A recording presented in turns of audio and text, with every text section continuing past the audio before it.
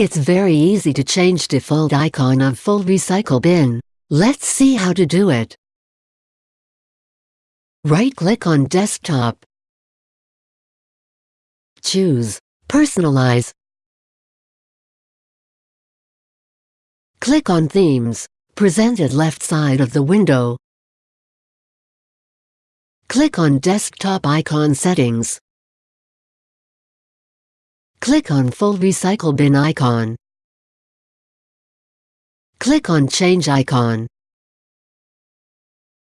Select your desired icon from the icons list.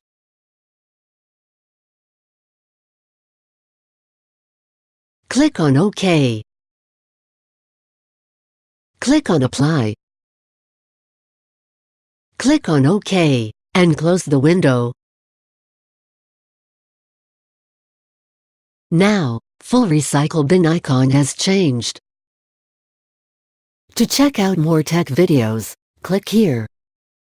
To subscribe GuruAid channel, click here. For instant tech support, call GuruAid toll-free numbers